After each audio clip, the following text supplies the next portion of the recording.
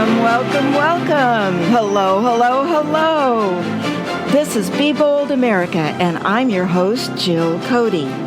Today our program is Igniting a Bold New Democracy. Are you tired of broken politics and the deteriorating quality of life in America, and aware that we need a dramatic shift for democracy to survive? On this program, we will be discussing how to ignite a bold new democracy to create a powerful pro-democracy movement using powerful approaches American citizens have used in the past to create reforms. We have big things to do. Our interview guest today is Dr. Ruth Backstrom, author of Igniting a Bold New Democracy. Dr. Backstrom holds a BA in history and a PhD in education. Ruth spent 10 years working as a community advocate. Through her community advocacy work, she discovered that people are yearning to have conversations about how to solve the problems in our country. In her new book, Igniting a Bold New Democracy, Ruth envisions ways that citizens could come together to have authentic problem-solving conversations again, discover how to respond to these tumultuous times, and then enact reforms as all want. Dr. Backstrom, thank you for being our guest today. Welcome to Be Bold America. Well, thank you so much. I'm really excited to be here, Jill. Well, I'm excited, too. You've written a brilliant book, and I also want to give a shout-out to Karina McFarlane for connecting us, right? Right, absolutely. She's doing the hard work. She is, and I just want to give a shout-out and a thank you to her for linking us together. Dr. Backstrom, to get you started, you wrote in this book that you wrote it for the exhausted majority. I'm one of those people, and I think everyone listening is part of the exhausted majority. Can you expand on that and tell us more about why this book was important for you to write? Yeah, I can. I think a lot of us can relate to that. We're tired of the gridlock, and we're tired of the fights back and forth. We'd really like some of these problems to be solved.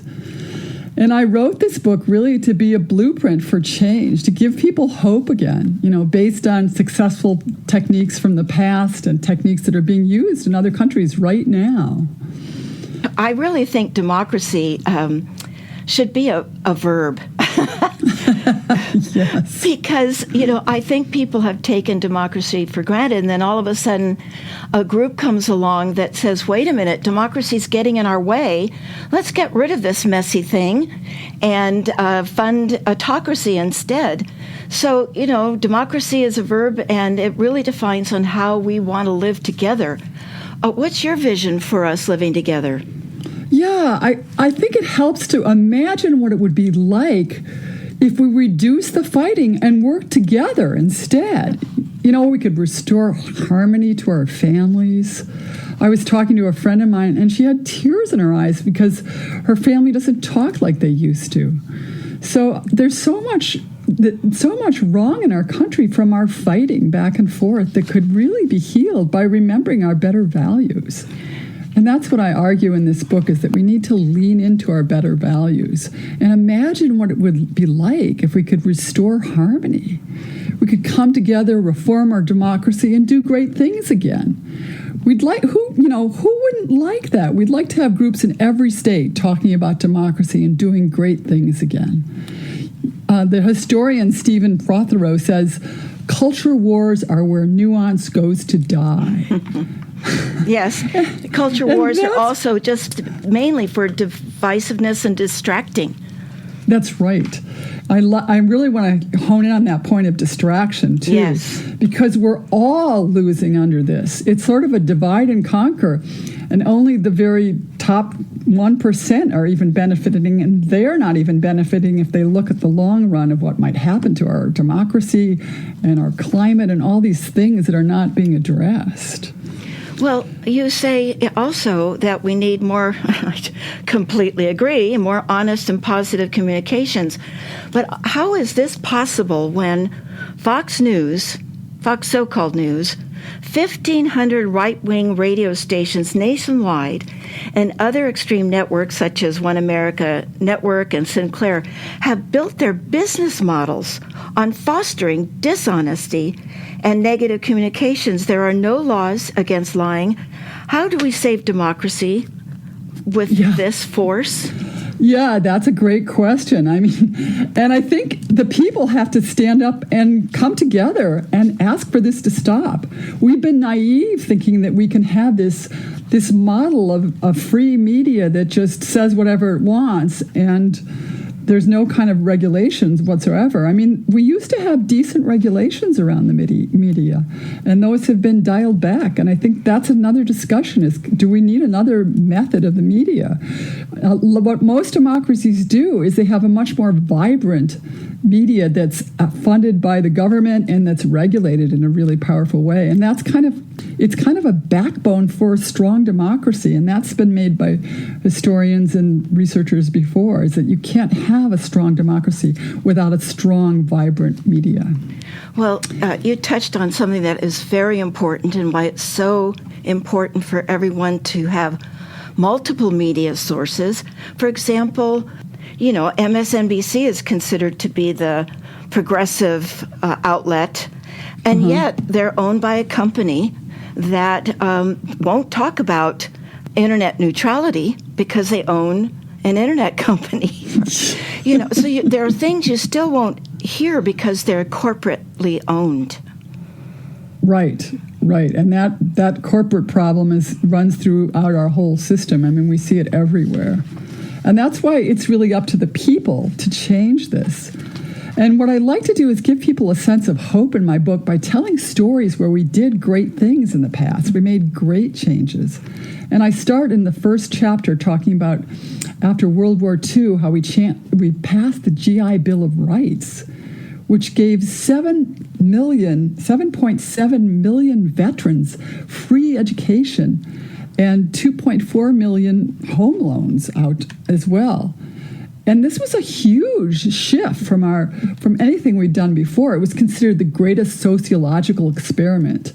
And it was not without being considered radical either. It was like the chancellor of the University of Chicago was saying they're going to make hobo jungles out of our colleges. And yet it turned out to be great. We had this huge middle class that blossomed as a result of investing in people.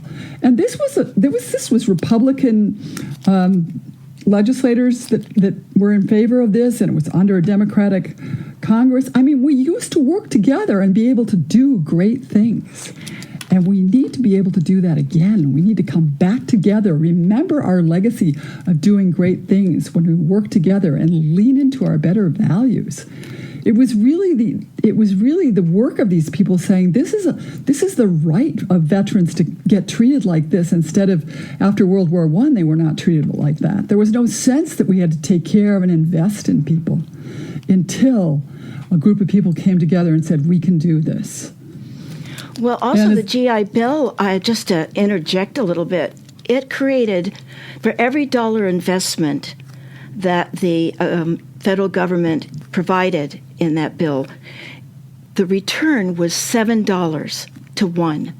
So the growth in this country, as you said, the growth of the middle class, it became about 65% of our country, the largest middle class ever in history.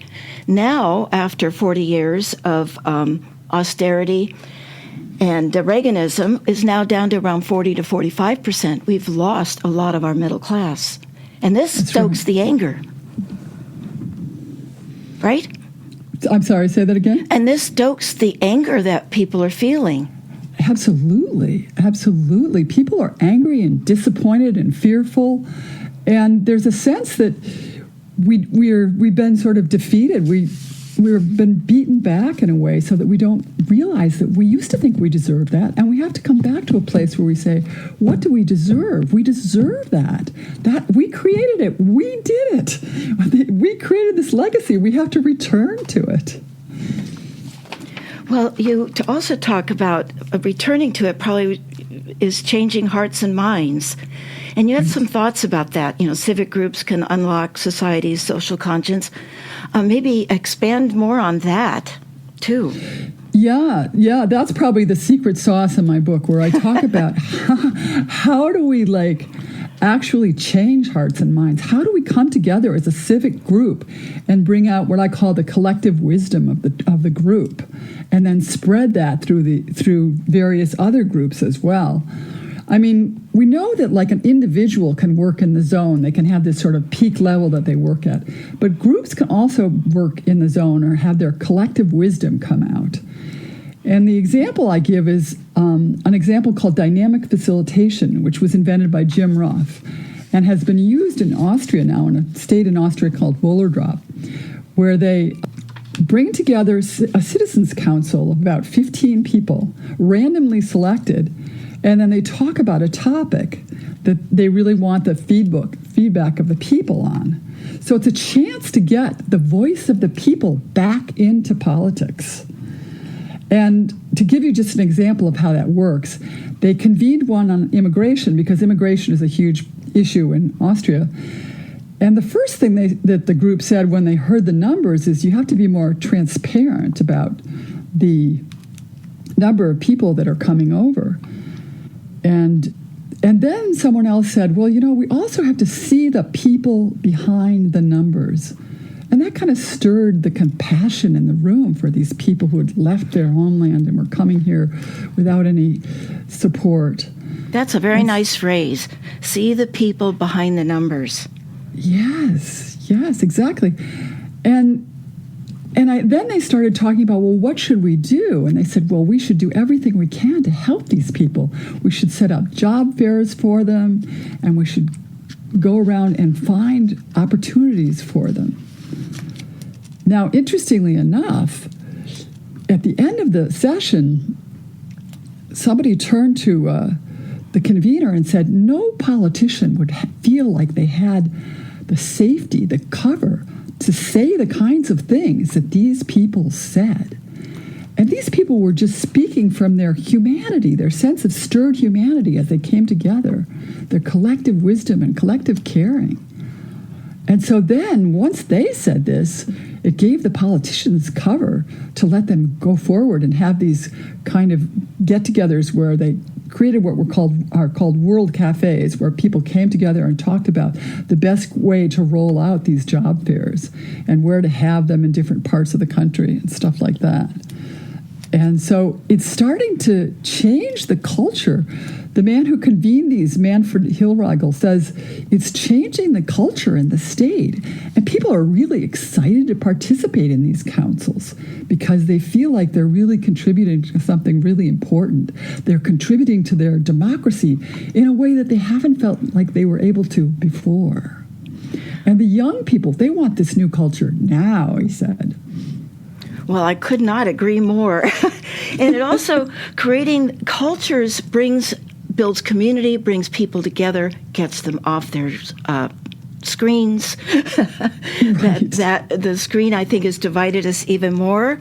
You are listening to Be Bold America on KSQD 89.5, 89.7, and 90.7 FM. Many voices, one station. Also, listen globally online from the KSQD.org website. Our topic today is Igniting a Bold New Democracy, and our guest is Dr. Ruth Backstrom. Dr. Backstrom holds a BA in history and a PhD in education. Ruth spent 10 years working as a community advocate, where she discovered that people are yearning to have conversations about how to solve our country's problems. In her book, Dr. Backstrom envisions ways that citizens can come together to have authentic problem-solving conversations. Find more about Dr. Backstrom by visiting ruthbackstrom.com. That's Ruth, R-U-T-H, Backstrom, BACKSTROM.com. I'm your host, Jill Cody. Hello, K-Squid listeners. I'm Tom Hartman, and each weekday at 4 p.m., I bring you a different perspective on the news than you're likely to hear on most media outlets. Please join me on KSQD Santa Cruz, your ink spot on the dial for the Tom Hartman program, heard now for the first time ever in the Monterey Bay area at 90.7 FM, weekdays at 4 p.m. That's Progressive Talk and Conversation with me, Tom Hartman, weekdays at 4 p.m. on KSQD 90.7 FM. Tag you're it. We're back. Would you like a friend to hear this interview on igniting a bold new democracy? Well, then, tell them that this interview and all others of Be Bold America interviews are available as a podcast. They may subscribe for free from their favorite podcast platforms such as Apple, Google, and Spotify. Our guest today is Dr. Ruth Backstrom, author of Igniting a Bold New Democracy. Now, back to you, Dr. Backstrom. There was an intriguing chapter where you talked about powerful techniques for making visions come true. What are they? Yes, appreciative inquiry is another very powerful technique. What is that? That's valuable. That's valuable after you've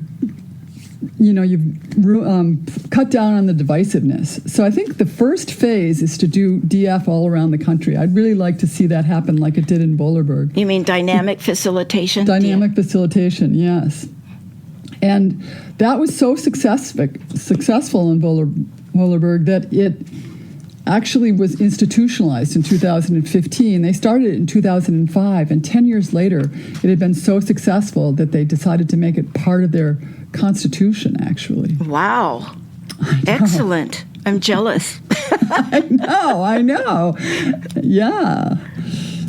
And so then the next phase is to use appreciative inquiry, which is a technique that's been around for a long time, and it's proven very effective in bringing people together around a shared vision. And they do it through stories. They start with what's already working. Like, let's say you're in a company and you want to improve the morale in the company.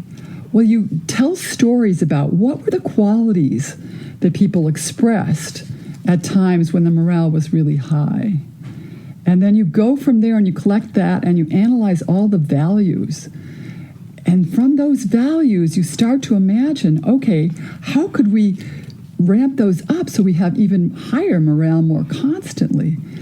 And then you come up with really interesting reforms. It's the positivity that's generated that helps them come up with it, because you realize that there's a sort of cynicism that sets in. You get frozen in a certain way of being. But if you can start to imagine and kind of envision the positive side of things, then you can move more quickly and comfortably into trying even more. And people get really excited when they do it, and they start to take initiative on their own. So it's not just a managed kind of change like is often the case in other organizational development programs. It's one where you bring the whole group together and they start to work together on all different pieces of it and spontaneously start to create change. And this would be a really exciting one to do once we get to a point where we're starting to agree and we've kind of reached a point where we're listening to each other. I mean, the biggest thing that we're up against now is people are not listening to each other. And dynamic facilitation is a really powerful way of getting people to listen to each other and hear the deeper thing is underneath what people are saying. Sometimes, people are saying something, but it really represents something really different. For instance, they were doing a dynamic facilitation session, and this gentleman was talking about how he didn't want immigrants taking jobs. And the facilitator asked him why. And that's a great thing. In dynamic facilitation, they go deeper and they try and get to what's really at the heart of the issue. What's the need that's being expressed underneath? And he said, well, my niece has been looking for a job for like 3 years, and she hasn't been able to get a job.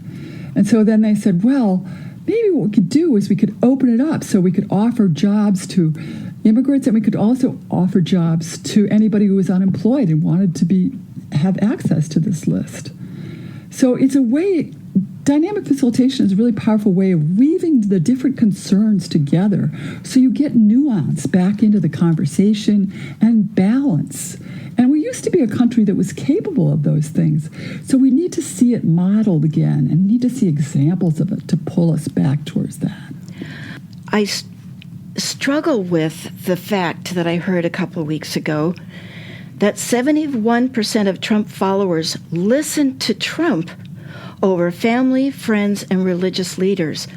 So how do we get people to this table that you're talking about, this room, when they don't seem to be open to listening other than to one person? Yes, this is a really big problem in our country. That's a problem yes, I have a whole chapter on that, as you know, yes, dealing with authoritarianism. And the best thing that the psychiatrist who worked on this said is to get his voice so it's diminished, to start hearing other voices. And it's taken us a long time to get to a place where other voices are starting to stand up. I thought it was interesting that in the last debate, Nikki Haley was saying, and people are starting to say, we're tired of the drama.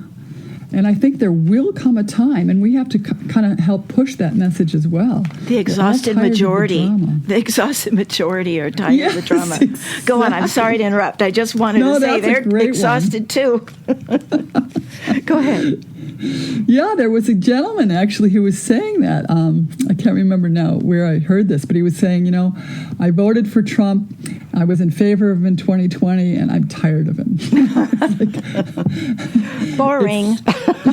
That's right. He said, I'm tired of the drama. Yes, we know the shtick. Yeah. We're done. We need to solve these problems, big problems, really.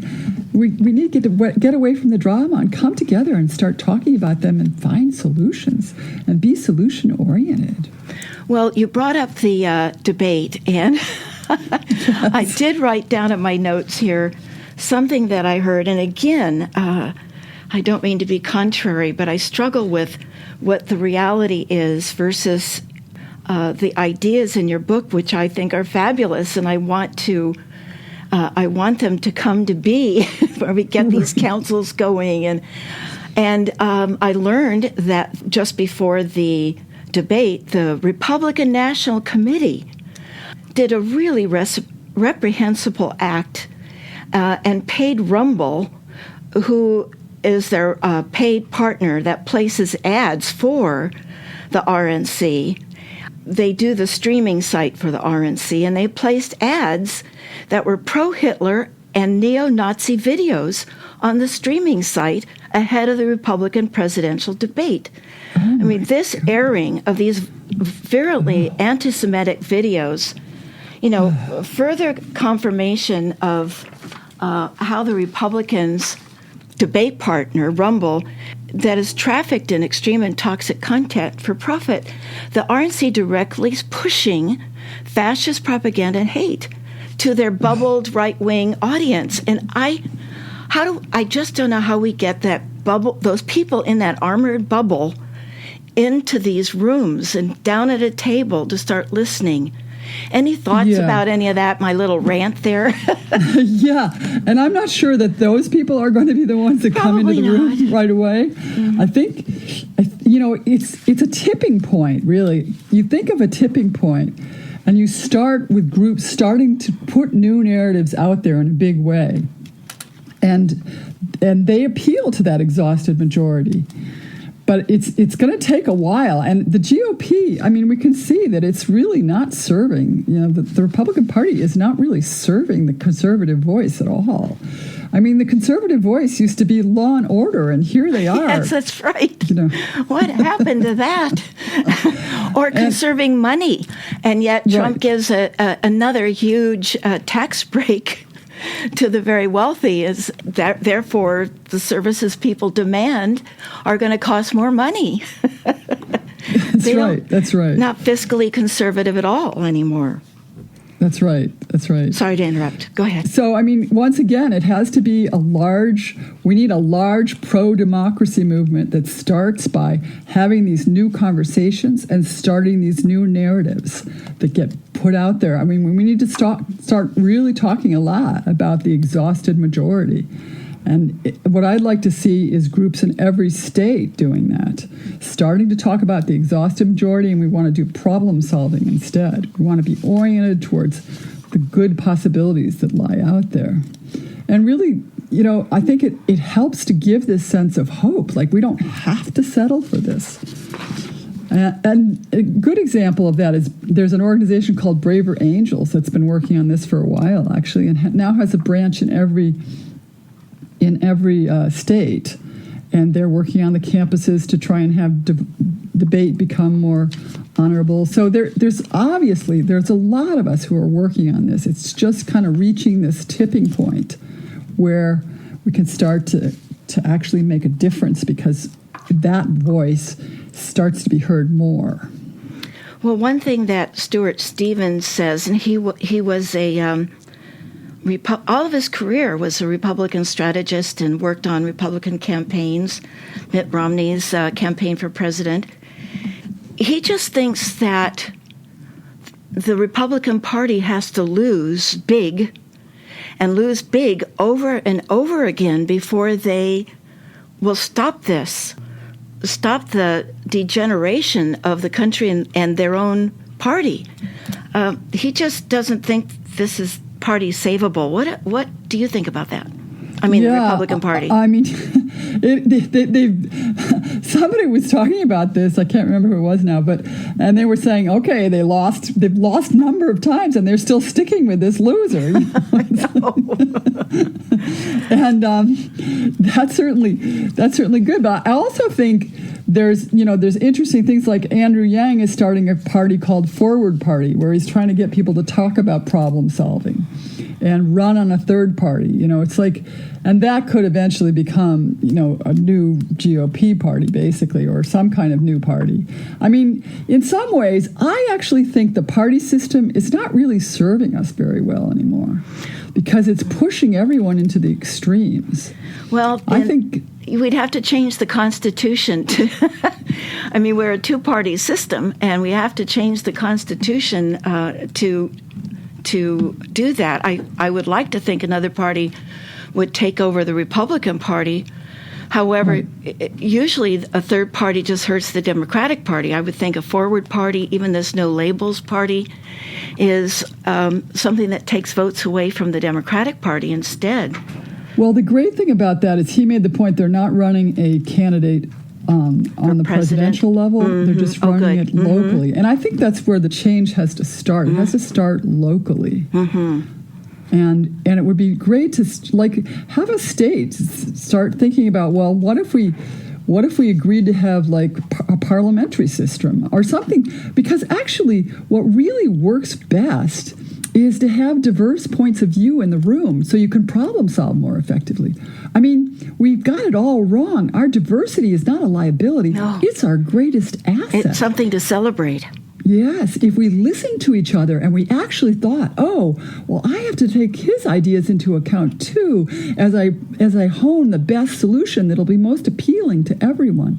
I mean, it would be much more effective to have people working together from different perspectives, having teams working. And I talk about this in my book, the idea that Lincoln actually had the notion that if he could have all these different perspectives in the same room, he could save the Union. And we're kind of in a perspective like that, a time like that, I mean, where we need to get these different perspectives all in the room working to change the narrative so that we're not so exhausted by the battling back and forth, which really is kind of a divide and conquer. It's something that's been used by England when they colonized different countries. They said, well, we'll get these different groups fighting with each other and they won't notice that we're colonizing them. Exactly. And unfortunately, it worked. And we're suffering the same thing. We're not noticing that our quality of life is going down at a terrible rate. And we're all suffering. There's just a very small percent of the very wealthy people who are doing okay at this point. Well, one of the things you just said reminded me of one of my favorite Dr. Stephen Covey quotes, talking about, when you're communicating and you're talking about your idea or your position, and somebody says, well, I disagree with that. And his response would be, oh, good, tell me more. Yeah, exactly. To keep the conversation over. Oh, good. What did I miss? Right. If you disagree with me, then I must disagree with me because I want to know a better, answer, a solution. You are listening to Be Bold America on KSQD 89.5, 89.7, and 90.7 FM. Many voices, one station. Listen globally online from the ksqd.org website. I am speaking with our bold guest, Dr. Ruth Backstrom. Ruth saw that people are yearning to have conversations about how to solve our country's problems. To address this yearning, Dr. Backstrom wrote, Igniting a Bold New Democracy. Find out more about Dr. Backstrom by visiting ruthbackstrom.com. We will be back right after Jim Hightower's commentary titled, Consumer Alert, Your Phone Company Wants Into Your Bank Account. Last week, T-Mobile, my cell phone provider, pinged me with a rude message. Henceforth, we will screw you out of an extra $5 a month. What? Had I done something wrong? No. Would I be getting some added benefit for my $5? No. It seems that T-Mobile bean counters have just arbitrarily decided that we customers who use credit cards to pay our phone bills online must pay an extra $5 each month as a payment processing fee. Yes, we're to pay them to take our money. Bonnie and Clyde were not that brazen. You can avoid the add-on if you give your bank account number to T-Mobile, allowing it, and who knows who else, to have direct access to your personal stash of cash. No. Tut-tut, say the T-Mobilers. Your private info is perfectly secure with us. Do they think we have sucker wrappers around our heads? Just 8 months ago, their security system let thieves swipe the personal data of 37 million customers, including names, account numbers, addresses, phone numbers, and birth dates. Well, sniff free market ideologues, just switch to a competitor. But AT&T, Verizon, etc. have all adopted the exact same thieving give-us-your-bank account scheme. Phone service today is a shared monopoly, not a free market, and it's now copycatting airlines, banks, and other monopolistic profiteers that constantly fabricate add-ons and pricing gimmicks to gouge consumers. This is Jim Hightower saying, T-Mobile rose to telecom prominence a decade ago by attacking its rivals for overcharging and abusing consumers. It ran ads publicly demanding that AT&T and others stop their greedy practices, quote, because it's the right thing to do. But now that it's a monopolistic giant, T-Mobile's new line is that might makes right. So it has joined the industry's consumer abuse greed game. The Hightower Radio Lowdown is made possible by you subscribers to Jim Hightower's Lowdown on Substack. Find us at jimhightower.substack.com. We're back. My guest today is Dr. Ruth Backstrom, author of Igniting a Bold New Democracy. Now, Dr. Backstrom, in your view, what does a political system that serves everyone look like? It's something that meets the needs of the majority of people. I mean, that's the beauty of that GI Bill, is it was moving towards meeting the needs of the majority of the people. And a 21st century democracy is what I'm arguing for, one that can meet the needs of the future as well, that can really prepare us for all the challenges of the future. Your book is working from the bottom up, getting people to start owning their democracy and realizing that their participation, that it is a verb, that they have to participate, they have to do something, and right now we're at that crucial point. Then there's the top-down in leadership, and we've talked about the Republican Party, and they're really a pro-authoritarian party now. They've just given up on democracy. But what I'm also worried about, like your thoughts on, are the 6 people on the Supreme Court. I heard you. Oh, that big sigh.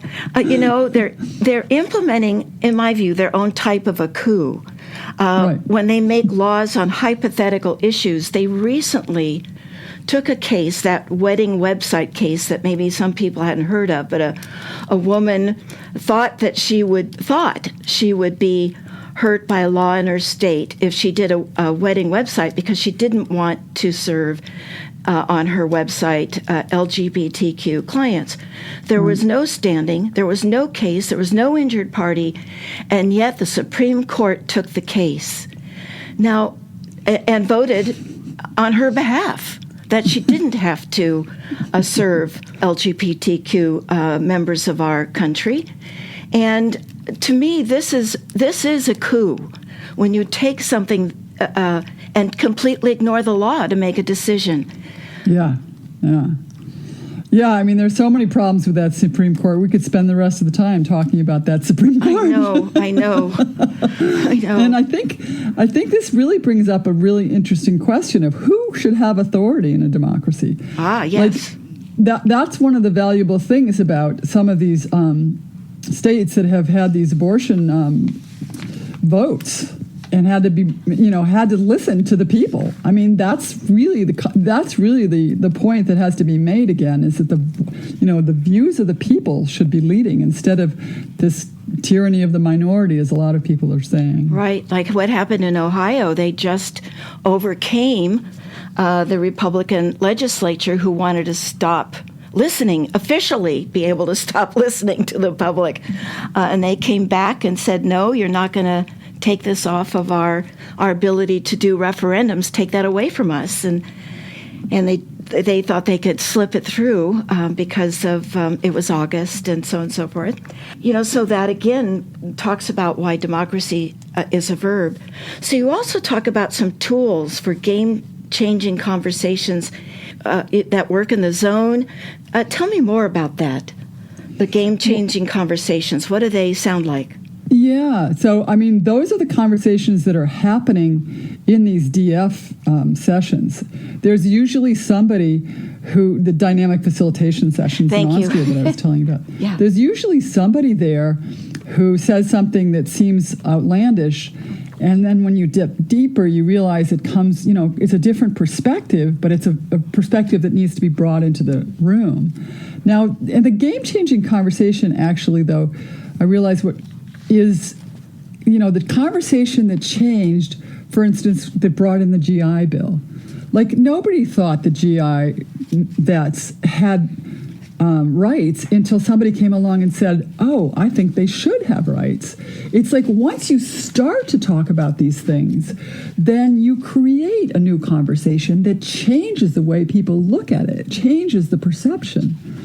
And that's the kind of thing we need to do. We need a conversation about what do we deserve and what's our legacy that we want to completely keep. The investing in people, that is a payoff that comes over and over again. And here we are, we're in this situation where, we're asking students to become so encumbered with debt that they can't handle these huge things that are coming down the pike, like climate change. It makes no sense.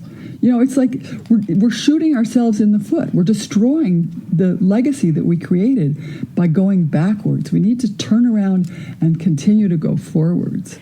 It turns out that the most important thing for democracy to thrive is more democracy. Mm-hmm. And that's been shown in these citizen councils all across the world, actually. From Washington State to Australia, they've been holding these things that are called citizens' assemblies, which is larger than a citizens' council. It's 50 or 100 people, and it's usually around climate change. And what people are really excited to be part of these, because then they feel like they can actually have a say in their democracy. And it happened in Ireland. They did some really interesting things. They took on a thorny issue like abortion, and they started talking about it. And they realized that the majority of people really wanted to have access to abortion. So they changed their constitution so that they could. And they went on to take on more and more issues. And it became very popular, so popular in Ireland that they've kept it ever since 2010 when they started it. And then in Gdansk, Poland, they did one and they said anything that 80% of the people want has to be initiated around a flood. They were having these floods that had not been handled well. And usually what happens in these is that people are given a certain amount of information they can look at, and then they make a decision based on that information. And that's true in dynamic facilitation. And they said, they gave them their advice, and the next time there was a flood, it was handled much better. And so it's like interesting. These are started as advisory groups, but once the people see how successful they are, they can take on a stronger role. So you can pull the voice of the people back in a stronger way. And it can be on a range of different topics. Like in Melbourne, Australia, they asked them to give them a 10-year plan to balance the budget. And they had like a group of 43 people, and they were so excited about this that one woman who was in labor was calling in her ideas from the labor room. Oh my! I love that. Great story. And another guy canceled his vacation because he was so excited to be part of this. People want this. They want more democracy. We just have to come together and start demanding it and doing these things. We also need to decide, as a country, as an individual, what do we really want America to stand for? I don't know that people have thought about that for a while. What do we want America to stand for? What do I, as an American, want to stand for? Do I want to stand for, violence, which is growing in this country, versus, I guess, doing it politically? Do I want to stand for force versus forcing, like what Ohio did, the Republican Party trying to force in the inability for people to have referendums in their state versus elections? What do we stand for as people and as a country? And in the new democracy that you're envisioning, I'd like to hear your thoughts on that. Yeah, I had this vision of an agenda that most people sign on for, and then each state could take a piece of it. I mean, there's so many changes. I mean, we're in this time of great change, as I say. We need to go towards a 21st democracy that can handle all the changes that are needed. And the best way to do this would be to come together, create an agenda, and each take a piece and start to imagine how could we solve this problem. And then come back together and begin to push that agenda that we've all agreed on and finding ways. And I think part of it is finding ways at the state level. That's the vision that I have, is that we start changing things at a state level. And that's kind of, where some of the best reforms have happened in our country. Like Maine, for instance, I give the example of how they started funding their elections for their local legislature. And they had people like firefighters and teachers, people that would never be able to afford to run for office, going on to being elected, basically, because they were funding it. And so it showed. And then they created this very progressive, work-oriented, middle-class-oriented agenda to help the working class get ahead. So we know that these reforms, if we can do these reforms, they can have a really important effect. But we have to come together in clusters, even clusters of states, and say, we want this. I mean, one thing that's interesting that's happening already is ranked voting, which is useful because it allows ranked choice voting, yes. Yeah, ranked choice voting, thank you. It allows you to have people who are more popular get elected instead of people who are, so much on the extremes and stuff. Well, I want to hear more about the game-changing reforms after a brief break. If you are just joining us, our topic is Igniting a Bold New Democracy, and my bold interview guest is Dr. Ruth Backstrom. Through her community advocacy work, Ruth saw that people are yearning to have conversations about how to solve our country's problems, and she addressed this yearning by writing her book, Igniting a Bold New Democracy. Find more about Dr. Backstrom by visiting ruthbackstrom.com. You are listening to Be Bold America on KSQD 89.5, 89.7, and 90.7 FM. Many voices, one station. I'm your host, Jill Cody. Join KSQD this evening at 6 for Cats on Dogs, Insights for Both Ends of the Leash with your host, Lori Katz. Lori is a certified professional dog trainer, and each month she welcomes another dog expert to offer advice you and your canine companions can use. That's Cats on Dogs this evening from 6 until 7 p.m. here on KSQD 89.5, 89.7, and 90.7 FM and ksqd.org. Many voices, one station.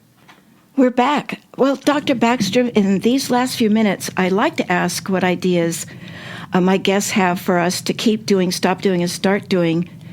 I did want to follow up more about reforms because you said for a bold democracy movement, we need game-changing reforms to shore up our democracy. What are they? What ideas do you have for those reforms specifically? Yeah, I think getting money out of politics, everybody agrees. Amen. Yes. No other country does that. I mean, they understand that's really antithetical to democracy to have people corporations funding their candidates. Well, and if I could just interject, because you hit a button for me and then we can go on. I just think it's important for people to know that what has happened, again, it's the Supreme Court has done this, and it started with a memo that Lewis Powell wrote back during Nixon's time, and then he was put on the Supreme Court. And then talking again about the evolution over 40 years of how money has gotten into politics is that when Lewis Powell was on the court, there was Buckley versus Vallejo, which is the first time the Supreme Court gave money free speech rights. They put that into law. And then after that was the First National Bank of Boston versus Belletti that gave rights to corporations, money, having free speech. Then there was McCutcheon versus the FEC that bestowed rights to individual money, giving free speech. And then Citizens United lifted the campaign limits. And then we got the dark PACs, the money PACs that they don't have to explain where they get their money. And so all of these Supreme Court decisions vaulted the rich and corporations over us. So whoever has the most money has the most free speech. So it took them 40 years, but that's why we have a problem with campaign finance. And it is the number one issue. Any more thoughts on my rant there about campaign finance? I already talked about Maine. I think we should replicate that. I think we should start to think about funding at our state level, and then also coming together as people to organize and say, we're going to vote for these people. And really starting waves of people saying, we're tired of voting for the corporate candidates and stuff. We want to vote for, and I mean, some of that is happening on the fringes, but it just needs to scale up. And some of it is finding things, starting small and building up. Finding something that looks doable. Some place where we can figure out a way to assert the power of people back into the equation.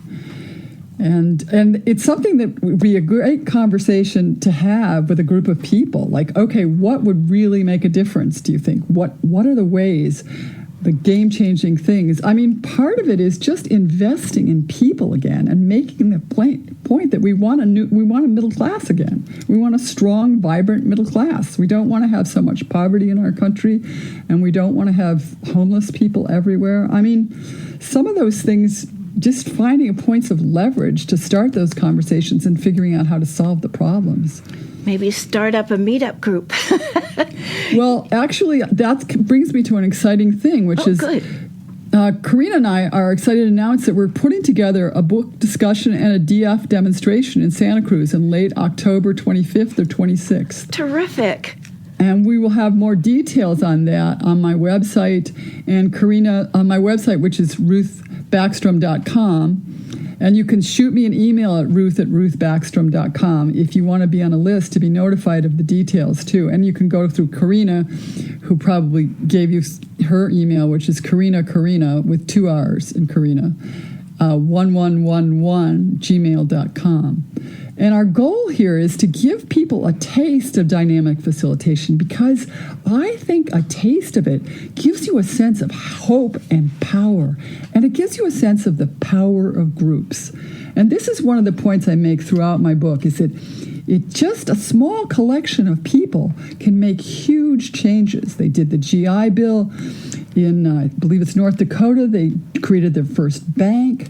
And it's just a small collection of people that started up, and then it takes on a momentum of its own. And so I invite you to join us October 25th or 26th to start to discuss some of the things that we'd like to really take on as a group in Santa Cruz. Well, I'd be happy to advertise it some more on my October 22nd show. So if I have a little blurb, I'd be happy to, because that's very exciting. I'd be happy to mention it. And also, to mention that this show's made into a podcast, as you know, and then there are people that listen all over this country, but also the world. So if they're interested in learning more, I know they can visit ruthbackstrom.com as well. So keep, stop, start. Do you have ideas for what we can keep doing, stop doing, and start doing to help you ignite a bold new democracy? I know this specific event, but what else? I would really like to see people come together in book clubs and start reading my book and start brainstorming together the things that they would like to do. And I'm happy to Zoom with them, and I have a number of different groups that are already kind of interested in this, and that's the next thing I really want to see is people coming together and having nuanced conversations and starting to think about what are the reforms that we'd really like to put our energy into and to bring diverse groups together to talk about. Well, and the questions they could ask, too, are two that you wrote in your book. One is, how do we restore healthy norms to revitalize the soul of America? I thought that was a great question. And another that you wrote was, we need to find our way back to each other. How do we do that? Yes. I mean, I think that's a really important one, and it's partly listening carefully to, what's underneath the conversation. Another point I make in the book is that there's a guy, Marshall Rosenberg, who developed nonviolent communication, where he found that he could get warring tribes to stop if they could identify their needs. And that's a really powerful thing, is what's the real need underneath these things? I mean, and for having culture wars sometimes it's not really about the needs. But if we can get to the needs and then address the needs, that's a really powerful way of diffusing the conflict. Well, I would think one stop doing would be stop thinking of democracy as an entity you have nothing to do with.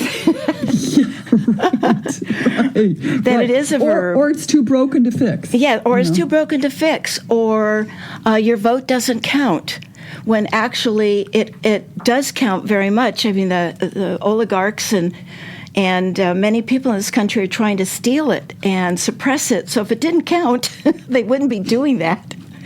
So it's knowing that your vote is your voice, and that democracy is a verb, and looking inside of what you're passionate about. Is it guns? Gun safety?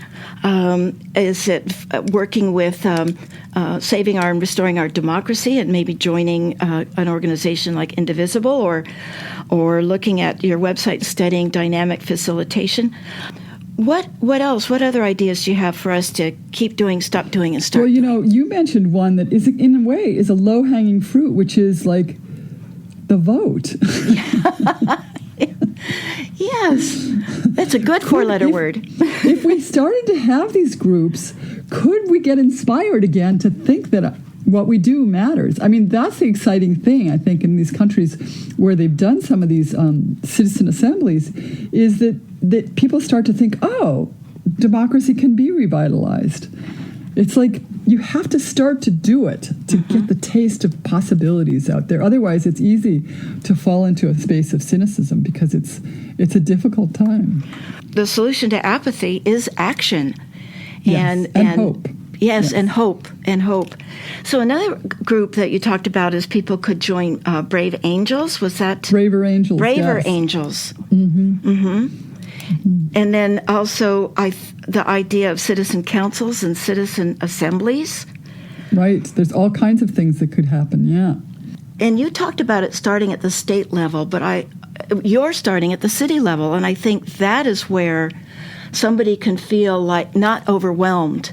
Right. If they look at their own city and say, okay, my city could have a council like this, and I'll just educate myself a little more on dynamic facilitation. I'll talk to Ruth, I'll read her book, and then approach their city council members and get it at that local level as well. That's right. And it's only an advisory board, right? So they don't have to feel threatened. We're just going to get the voice of the people in. And the way it works is a council, and then there's these world cafes so that it's spread to the public. They don't have to feel like it's just a group of 12 people talking and nobody else gets input, because the idea is to spread the input and everybody starts to add to it and stuff. Right. And it's very inexpensive. It's much less expensive than the citizen assemblies. And it's also got this wonderful weaving together and diffusing conflict, which the citizen assemblies don't have. Well, our future depends on it. And you've written a brilliant book, Dr. Backstrom. Thank you for being our bold and impressive interview guest. I really am grateful for your time. It's such an honor. Thank you for joining us on Be Bold America today. Well, thank you too, Jill, and I really appreciate your book, America Abandoned. I think that's great. Oh, thank you for that. And remember to learn more about Dr. Ruth Backstrom by visiting ruthbackstrom.com. What's up next on Be Bold America? Please join us on Sunday, September 10th for Warnings, the Holocaust, Ukraine, and Endangered American Democracy. As extreme right-wing political movements, anti-liberal fury, disrespect for truth and the rule of law, rampant othering, and whataboutism gain traction in the U.S. and throughout the world, stoked by demagogic figures like Trump and Putin, we must heed that warning. Dr. Leonard Grobe and Dr. John Roth argue that a dangerous contempt for democracy lies at the heart of recent and alarming developments, including the January 6th insurrection, the persistence of Trump and his MAGA right wing, and Putin's invasion of Ukraine. These events warn Americans that democracy must not be taken for granted. It is in the crosshairs of authoritarian forces that will undermine our democracy unless renewed commitment, ethical as well as political, resists them. Don't miss Warnings, the Holocaust, Ukraine, and Endangered American Democracy with Leonard Grubb, Professor Emeritus of Philosophy at Fairleigh Dickinson University, and John Roth, Professor Emeritus of Philosophy at Claremont McKenna College on Be Bold America, Sunday, September 10th at 5 p.m. As a reminder, Be Bold America is available as a podcast. Now you may listen to the show anytime by subscribing for free through your favorite podcast platform. I want to give a special thank you to my program engineer, Eliza James, and to our station's program director, Howard Feldstein. You are listening to KSQD Santa Cruz, Prunedale. Many voices, one station. Listen worldwide online at ksqd.org. Stay tuned for Cats on Dogs with Lori Katz. My name is Jill Cody, and thank you for listening to Be Bold America. Until next time, keep, stop, start.